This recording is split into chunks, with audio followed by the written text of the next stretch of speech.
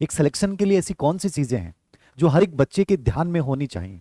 मैं यहाँ कोई किताबी बातें नहीं करने आया हूँ, मैं वही बातें जो मैंने उनको फॉलो किया, और बहुत सारे ऐसे सक्सेसफुल बच्चे जिन्होंने बहुत पहले चांस में, सेकंड चांस में जिंदगी के अपने सपने पूरे किए हैं, उन सब के अनुभव पे आधारित एक छोटा सा वीडियो जो शायद आपके जीवन में, सेल्फ स्टडी में और आपको बेहतरीन बनाने में योगदान दे। मैं स्टीव जॉब्स की ऑटोबायोग्राफी पढ़ रहा था और उसमें एक लाइन थी, जो लोग इतने पागल होते हैं जो कि सोचते हैं कि वे दुनिया को बदल देंगे, वास्तव में वो लोग ऐसा कर डालते हैं। ये मुझे बहुत खूबसूरत लाइन लगती है। मतलब कई बार अपन लोग कहते हैं कि यार ऐसा थोड़ी संभव है, ऐसा थोड़ी किया जा सकता है, ये तो पागलपन है। लेकिन सच में जब तुम किसी एक विचार को लेकर इतना पागलपन ले आते हो कि मैं क्यों नहीं कर सकता, कोई एक कारण बता दो कि मैं नहीं कर सकता, तो ये पागलपन कहीं ना कहीं मुझे लगता है अध्ययन में बहुत जरूरी है। आज सेल्फ स्टडी को लेकर कुछ ऐसी बातें जिनको मैंने फॉलो किया और बहुत बेहतरीन पाया, मैं आप लोगों के साथ शेयर करूंगा। पहली चीज, अमूमन आपके दिमाग में रहता है कि सर ऐसा क्या किया जाए जो आपको औरों से बेहतरीन बना दे। मुझे लगता है कि सबसे बेहतरीन चीज है, जो निवेश आप करते हो ना, वो स्वयं में करें। निवेश किस में करें? स्वयं में। पहली चीज दिमाग में रखिएगा, सेल्फ स्टडी को यदि तुम चुन रहे हो, सेल्फ स्टडी को नहीं चुन रहे हो, तुम अपने जीवन के सपनों को सच में पूरा करने की राह चुन रहे हो, इससे बेहतरीन रास्ता मार्ग कोई नहीं हो सकता। यद्यपि आप इसमें मेंटर बना सकते हो, मार्गदर्शन ले सकते हो, लेकिन ये अपने आप में एक बहुत खूबसूरत राह है। सबसे बड़ी चीज है निवेश स्वयं में करें। सेल्फ निवेश, सेल्फ इन्वेस्टमेंट कैसे? मैं अमूमन आप लोगों से बात करता हूं, आप लोगों के अंदर इतनी इनफेरियरिटी है कि सर जरूरी थोड़ी है मैं कर पाऊंगा, जरूरी थोड़ी सर मेरा दोस्त कह रहा था कि तू नहीं कर पाएगा, मेरी रूममेट ये कह रही थी कि नहीं तेरे से तो नहीं हो पाएगा। सबसे बड़ी चीजें हैं सेल्फ इन्वेस्टमेंट का मतलब है आप हर बाहर की चीज को इग्नोर करना शुरू कर दोगे, हर ना को आप हाँ कहना शुरू कर दोगे। उनकी ना तुम्हारी जिंदगी में जब प्रभावित करना तुम्हें बंद कर देती है, ये सेल्फ इन्वेस्टमेंट है। तुम्हें फर्क नहीं पड़ना चाहिए, तुम हमेशा उन कार्यों को वेटेज दो जो तुम्हारे विकास को बढ़ाते हैं। ना कि हम किसी की निंदा कर रहे हैं बैठ के, किसी की चुगली कर रहे हैं, ठीक है, दूसरों के बारे में अपन बातें सुन रहे हैं, नहीं, उनसे तुम्हारी ग्रोथ रेट पे कोई फर्क नहीं पड़ रहा है। यानी कि तुम्हें वही कार्य करने हैं जो तुम्हारे विकास की दर को बढ़ाते हैं। तो पहली जो राह चुननी है वो है सेल्फ इन्वेस्टमेंट, और इसमें जो सबसे इंपॉर्टेंट फार्मूला है वो है 80% जो है वो डिसिप्लिन यानी अनुशासन। इसको अपने आप में फॉलो कीजिएगा, इसको मत तोड़ देना, फिर जिंदगी में कोई चीज आपको नहीं तोड़ पाएगी। अनुशासन इसलिए मैं कह रहा हूं, बाकी चीजें योगदान देंगी, घर की परिस्थितियां हैं और सब चीजें हैं, मेरे जैसे मोटिवेटर्स का मोटिवेशन है, गाइडेंस है, लेकिन ये सबसे इंपॉर्टेंट चीज मैं बोल रहा हूं 80% तुम्हारा डिसिप्लिन होना चाहिए जिस राह पे तुम चल पड़े। यानी 20% फ्लेक्सिबल बन जाओ, कोई बात नहीं है 20% टूटता है, मैं 100% की बात ही नहीं कर रहा।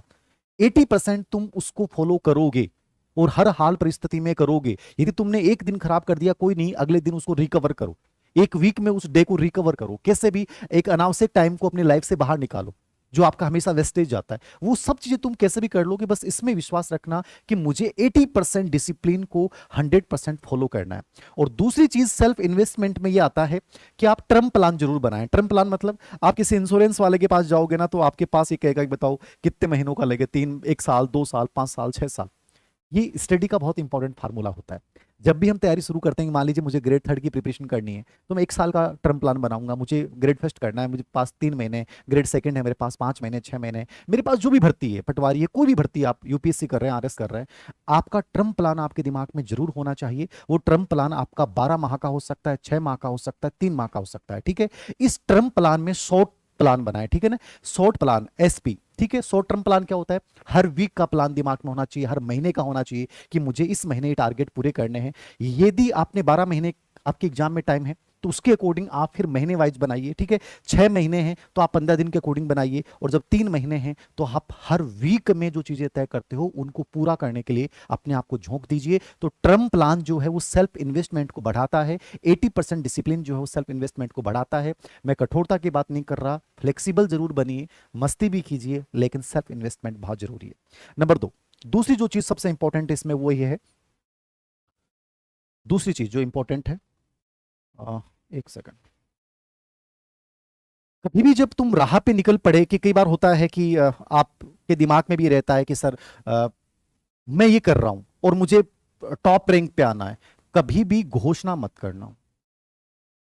दूसरा जो सेल्फ स्टडी का फार्मूला है, घोषणा करना दबाव बनाता है। तुमने कहा कि मुझे चौथी रैंक आ जाएगी, पांचवी रैंक आ जाएगी। जब तुम उसके अकॉर्डिंग चीजें नहीं कर पाओगे ना, तो तुम्हारे पर इतना प्रेशर आ जाएगा कि तुम एग्जाम से बाहर हो जाओगे। कभी भी गंतव्य स्थान पे पहुंचने से पहले घोषणा मत करें। हमारे पुराने लोग एक बात बोलते थे, जब निकलो तो किसी को बताओ मत, क्योंकि बताने से नजर लग जाती है। और ये बहुत साइकोलॉजिकल फार्मूला है।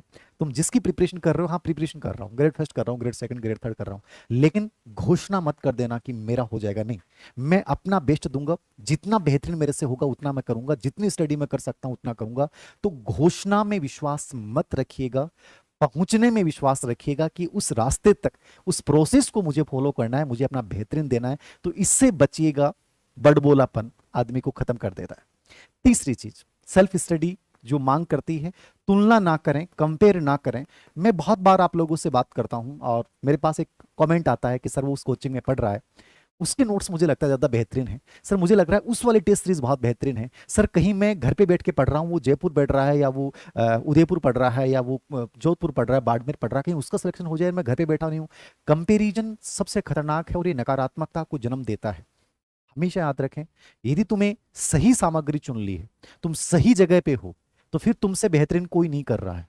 ये जो दिमाग में आते हैं यार, उस वाला बेहतरीन होगा, वो ज्यादा बढ़िया पढ़ रहा होगा, उसने ऐसा कर लिया होगा, ये चीजें तुम्हें अंदर ही अंदर खत्म करती जाती हैं। तो दूसरों को अपने अंदर मत लेके आइए, अपने आप को डेवलप करने पे ध्यान दें। कंपैरिजन सबसे खतरनाक होता है, और सेल्फ स्टडी में कभी कंपैरिजन मत कीजिएगा कि वो तो इस तरीके से पढ़ रहा होगा। अपना तरीका जहां आपको सुकून मिलता है, जहां आप डेली के टारगेट पूरे कर पा रहे हो, इसका मतलब वो सबसे बेस्ट है। बाकी चीजों पे ध्यान मत देना, ये हो गया वो हो गया। और एक चीज स्पेशली मैं बता देता हूं, तुलना में एक चीज और याद रखिएगा। कई बार होता है कि सर मैंने इतना टाइम खराब कर दिया, क्या मैं अब कर सकता हूं क्या? ये सवाल बहुत बेतुका सवाल होता है। जो गया उसकी तुम चर्चा भी कर रहे हो तो तुम मूर्खतापूर्ण कार्य कर रहे हो। तुम जहां हो वहां से स्टार्ट करो।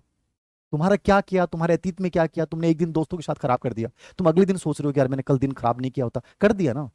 अब क्या करना है? अब उसकी भरपाई करनी है, अब उसको बेटर बनाना है। तो उस चीज को, जो अतीत तुम्हारा था, उसको वर्तमान पे हावी मत होने दो। तो कंपैरिजन बहुत नेगेटिव चीज है, इसको आप कभी भी अपनी लाइफ में मत लेके आए। चौथी चीज जो सबसे इंपॉर्टेंट है, ऑर्गेनाइज स्टडी इन्वायरमेंट जो आपका है, वातावरण जो आपका है, या जो आपका स्पेशली जहां आप बैठ के पढ़ते हैं, स्टडी टेबल जो आपकी है, वो ऑर्गेनाइज होनी चाहिए। मैं ऑर्गेनाइज की बात क्यों कर रहा हूं? एक चीज आपके स्टडी टेबल पे अवांछित है, वो आपका ध्यान आकर्षित करना शुरू कर देगी। एक किताब का पेज पलटा हुआ है, एक नोट्स दूसरा पड़ा हुआ है, वो बार बार तुम्हारा ध्यान अट्रैक्ट करेगा।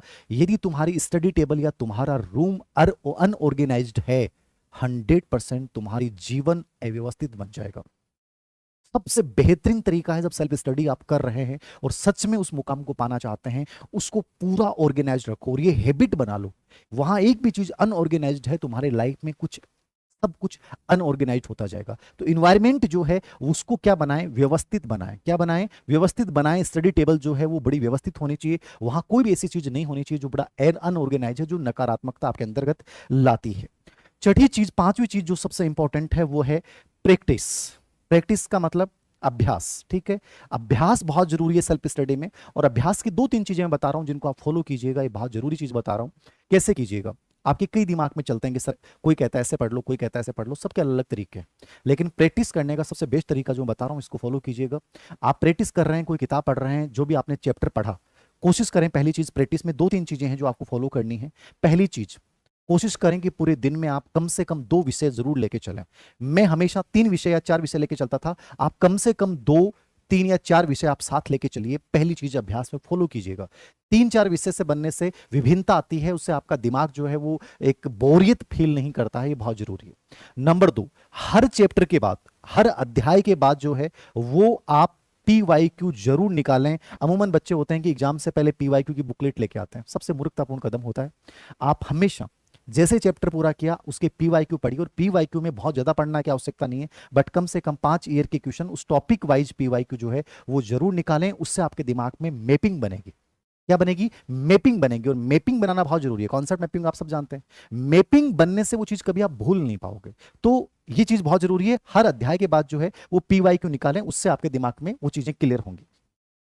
तीसरी बड़ी इंपॉर्टेंट चीज ये है कि जो अध्याय आपने पढ़ लिया है, जो उसकी प्रैक्टिस कर रहे हो, उसमें आप डेट डाल दीजिएगा। जैसे मैं करता था किताब के ऊपर कि मैंने इस चैप्टर को, मान लीजिए कि मैंने 5, 3 और 25 को पढ़ा, फिर मेरा दूसरा रिवीजन जो आया वो आया इसका 18, 3 और 25। तो मेरे दिमाग में होता था 2 बार पढ़ लिया, मतलब पॉजिटिविटी आती थी।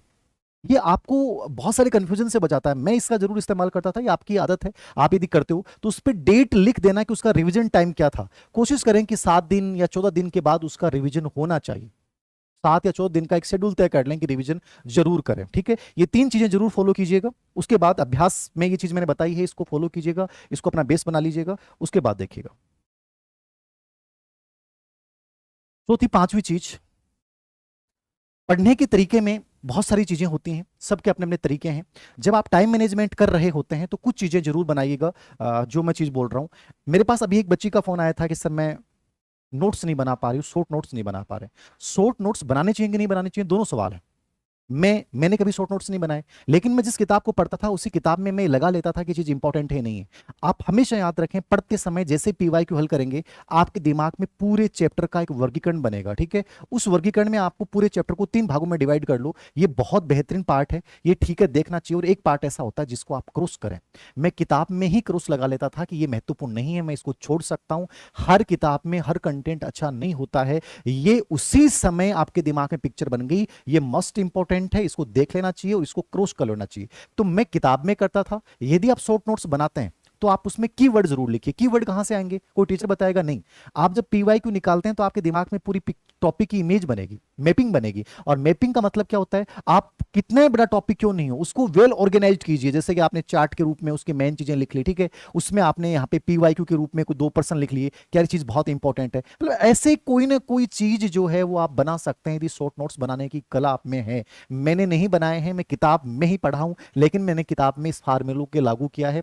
आप शॉर्ट नोट्स बनाते हैं तो उसमें माइंड मैपिंग का यूज कीजिए, कॉन्सेप्ट मैपिंग का यूज कीजिए, जिससे कि एक प्रकार से लेबल नोट्स जिसको कह सकते हैं अपन, क्या कह सकते हैं, लेबल नोट्स लगा सकते हैं आप। इस प्रकार से व्हाइट कागज उसमें लगा सकते हैं, अलग अलग कलर का आप यूज कर सकते हैं, इसको लेबल नोट्स बोलते हैं, कॉन्सेप्ट मैपिंग बोलते हैं। एक बहुत अच्छा तरीका होता है। और विशेष रूप से जिनके एग्जाम में 8 महीने 9 महीने का टाइम है उनको नोट्स बनाने चाहिए, जिनका कम टाइम है उनको नोट्स बनाने की कोई आवश्यकता नहीं होती। एक चीज और मेरे पास बच्चों को लेकर आता है, सेल्फ स्टडी से रिलेवेंट चीज है, छठी चीज, टाइम मैनेजमेंट में कई बार ये प्रॉब्लम आती है कि सर हमें कौन से टाइम को चूज करना चाहिए। ये भी बेतुका सवाल है। आप कौन से टाइम में सहज महसूस करते हैं उसको चूज कीजिए, मॉर्निंग में, लेट नाइट, जब भी। लेकिन इसमें दूसरी चीज याद रखिएगा, जैसे मैं मॉर्निंग टाइम में पढ़ता था तो मैंने उस शेड्यूल को कभी चेंज नहीं किया, वो मेरी हैबिट बन गई, मुझे मजा आने लग गया, वो मेरी आदत बन गई। याद रखना, आपने एक दिन लेट नाइट पढ़ाई की, अगले दिन आपने मॉर्निंग, दूसरे दिन मॉर्निंग में शुरू कर दी, आप महीने में यदि 4 बार ये चेंज करते हैं, आप सबसे खतरनाक राह पे हैं।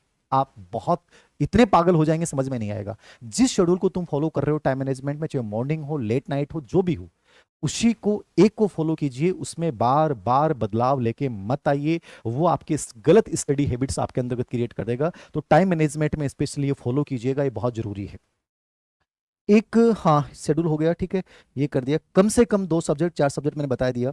डेट आप डाल लीजिए, मैंने देखा है। और एक चीज और याद रखिएगा, मान लीजिए आपने टॉपिक पढ़ा है, तो जैसे मैं इसको स्पेशली करता था, आप करते हैं कि नहीं करते हैं, स्पेस्ड लर्निंग का प्रयोग करें। स्पेस लर्निंग का मतलब एक याद करने का तरीका है। आप हर घंटे बाद 10 मिनट का अंतराल दीजिए, ठीक है। आप 2 दिन बाद में, 7 दिन बाद में 2 घंटे कोई अलग गतिविधि कीजिए, ये बहुत अच्छा होता है।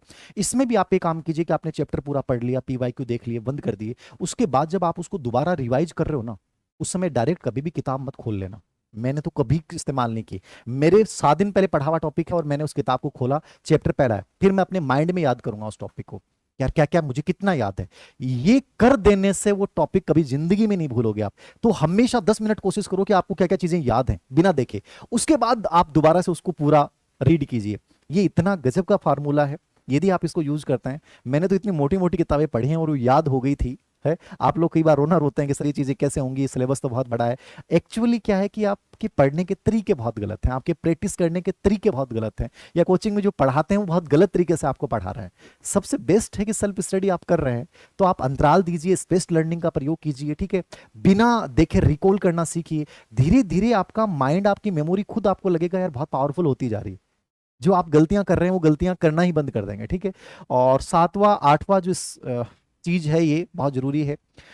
जिंदगी में एनालिसिस बहुत जरूरी है। जैसे आपने प्लानिंग की, वैसे एनालिसिस करें कि आप कितना गेन कर पा रहे हैं, कितना गेन नहीं कर पा रहे हैं। आप कौन सी गलतियां फिलहाल कर रहे हैं, जो गलतियां आपको नहीं करनी चाहिए, उन गलतियों को साथ में नोट करें और हर महीने कोशिश करें कि जो रजिस्टर आपने गलतियों का डाला था, उन गलतियों की संख्या कम होती जानी चाहिए। कि मान लीजिए आपने 8 गलती की, तो अगले महीने वो 4 ही गलतियां बचनी चाहिए। उन गलतियों की सीमाओं को कम करते जाना है। ये आपको इतना ऑर्गेनाइज्ड बना देगा, आपको मजा आने लग जाएगा कि सर मजा आ रहा है, चीजें बहुत सही लग रही हैं। ठीक है, तो ये जरूर एनालिटिकल एक रजिस्टर जरूर डाल के रखिए। मैं खैर एनालिटिकल रजिस्टर मैंने नहीं डाला था, बट मैं पेजेस के ऊपर लिख लेता था कि आज मैंने इस महीने ये गलतियां की, इसको एकदम क्रॉस करना है और हर हाल में कम करना है। तो इससे बड़ा पॉजिटिविटी भी आती थी कि यार मैंने 2 गलतियां कम कर दी हैं, अब मेरे पास 2 ही कमियां रही हैं, मैं इनको अगले महीने दूर कर दूंगा। और एक सिचुएशन ऐसी आती है कि बाद में आपकी गलतियां होती नहीं, अमूमन आप इन चीजों को सीरियसली नहीं लेते हो। एक ही गलती है जो 4 बार रिपीट होती है, और जिंदगी आपको इतने अवसर देगी ही नहीं कि आप एक गलती को 10 बार रिवाइज करें। तो सेल्फ स्टडी की कुछ ऐसी टेक्निक्स जो मैंने फॉलो की हैं, आप भी इनको फॉलो कीजिए। और एक अंतिम चीज जो मैं कहना चाहूंगा, यदि मैंने इसको इतना फॉलो नहीं किया, बट मुझे लगता है कि ये पावरफुल बनाता है, ठीक है, अब मैं इसको जरूर फॉलो कर रहा हूं। प्रार्थना को अपने जीवन का हिस्सा बनाइए, योग को अपने जीवन का हिस्सा बनाइए। 20-25 मिनट यदि तुम खेल पाते हो, कोई भी बैडमिंटन या कुछ भी, वो आपकी बॉडी को ज्यादा एनर्जेटिक बनाएगी, आपके स्ट्रेस को रिलीज करेगी। कई बार कहते हैं कि सर पढ़ाई का स्ट्रेस हो रहा है, तो खेलना 20 मिनट, आधी घंटे, 1 घंटे भी, वो आपके स्ट्रेस को कंप्लीट रिलीज कर देगा। क्योंकि मैंने एक बहुत अच्छी ऑटोबायोग्राफी पढ़ी है इंडिया के एक बहुत बड़े सिंगर की, और मैंने उसमें इस चीज को पढ़ा, उन्होंने बहुत नोटेड किया इस चीज को कि सच में खेल कितना जरूरी है और वो आपको कितना पावरफुल बनाता है। तो इसको आप यूज कीजिए, इसको इतना प्रेशर मत लीजिए कि सर सेल्फ स्टडी कर रहे हैं, क्योंकि आप औरों से बहुत आगे हो जाओगे। सेल्फ स्टडी में टाइम बहुत बन जाता है, आप बहुत सारी चीजों को अच्छे से कर सकते हो। अपनी लाइफ से उन चीजों को निकाल दीजिए जो आपका टाइम ज्यादा खाती हैं। डिस्ट्रक्शन से बचिए, और डिस्ट्रक्शन से बचने का तरीका यही है कि मोबाइल का कम से कम इस्तेमाल कीजिए, उसकी नोटिफिकेशन बंद करके रखिए, कॉलिंग वगैरह का निर्धारित टाइम रखिए, उसके अलावा कॉलिंग आ ही नहीं रही है, कॉलिंग जा ही नहीं रही है। जिंदगी में कम चीजें रखो लेकिन बेहतरीन रखो, कम पढ़ो लेकिन एकाग्रता के साथ पढ़ो, कम किताबें रखो लेकिन बहुत बेहतरीन किताबें रखो, छोटा सा कमरा हो लेकिन बहुत सुंदर और बहुत खूबसूरत और बहुत एनर्जेटिक कमरा हो, जिसकी एक लाइन ऐसी हो जो आपको हमेशा मोटिवेट करे, जैसे हम जीत जाएंगे, या कोई भी ऐसी लाइन जो आपको हमेशा प्रेरित करे। लाइफ में रिश्ते कम रखो लेकिन जो जिंदगी में हमेशा आपको आगे बढ़ाएं और आपको संबल दें, वैसे लोग रखो। मतलब चीजें कम रखो, उनके परिणाम बढ़े दो। ठीक है, ग्रोथ ओरिएंटेड चीजें आप करो। सेल्फ स्टडी आपको खुद को इतना बड़ा बना देगी, क्योंकि जिंदगी में मैं मानता हूं कि सेल्फ स्टडी से बड़ा कुछ भी नहीं हो सकता।